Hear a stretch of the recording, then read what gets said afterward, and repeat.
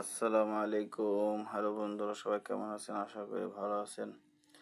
তো আপনাদের ফেসবুকের আসলে ভিডিওগুলো অটো প্লে হয়ে যাচ্ছে এবং আপনাদের মোবাইলের ডাটাগুলো খুব দ্রুত শেষ হয়ে যাচ্ছে। তো আপনাদের মাঝে চলে আসলাম ছোট্ট একটি ভিডিও নিয়ে। প্রত্যেকটা ভিডিও কিন্তু আসলে অটো প্লে হয়ে যাচ্ছে। সেক্ষেত্রে আপনার মোবাইলের ডাটা দ্রুত শেষ হয়ে যাচ্ছে।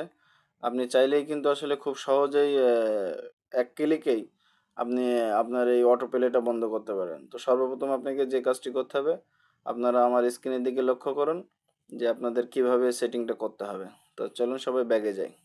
তো সর্বপ্রথম আপনাকে যে কাজটি করতে হবে, আপনাদের ফেসবুক অফিসিয়াল অ্যাপসটি ওপেন করে নিতে হবে। সর্বপ্রথম আপনাদের যে কাজটি করতে হবে, এখানে একটি থ্রি ডটের অপশন দেখতে পাচ্ছেন, আপনাদের ফেসবুকের লোগোটা, এখানে একটি ক্লিক করবেন। এরপরে এখানে সেটিং অপশন আছে, এই যে সেটিং অপশন দেখতে পাচ্ছেন, সেটিং অপশনের উপরে একটি ক্লিক করতে হবে।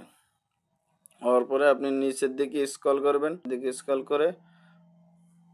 নিচের দিকে স্ক্রল করবেন, এখানে দেখতে পাবেন মিডিয়া অপশন একটি দেওয়া আছে, মিডিয়া সেটিং একটি অপশন দেওয়া আছে। এই মিডিয়া সেটিংয়ের উপরে একটি ক্লিক করবেন। ক্লিক করার পরে আবার নিচের দিকে স্ক্রল করবেন, দেখতে পাচ্ছেন এখানে নেভার অটো প্লে একটি অপশন দেওয়া আছে। জাস্ট এখানে একটি ক্লিক করবেন। ক্লিক করে দেওয়ার পরে আপনাদের সব ধরনের ফেসবুকের সেটিং ওকে হয়ে গেল। এখন আপনার করণীয় কি, আপনি আবার ব্যাগে যাবেন, ব্যাগে আসার পরে আবারও আপনার ফেসবুক অফিসিয়াল অ্যাপসটি ওপেন করুন। এখন দেখেন আপনার প্রোফাইলের ভিতরে যতগুলো ভিডিও আছে সব ভিডিওগুলো কিন্তু স্টপ হয়ে গেছে।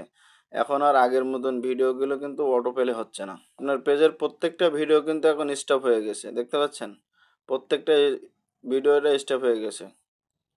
এখন আর আগের মতন আপনার ভিডিওটা একটাও অটো প্লে অন হবে না। আপনি যে ভিডিও দেখতে চাইবেন সেই ভিডিওটার ভিতরে উপরে টাচ করবেন, তখন আপনার ভিডিওগুলো ওপেন হয়ে যাবে। তো ভিডিওটা যদি সবার কাছে ভালো লেগে থাকে, অবশ্যই ভিডিওটা লাইক, শেয়ার, কমেন্ট করে দিবেন। তো সবাই ভালো থাকবেন, সুস্থ থাকবেন।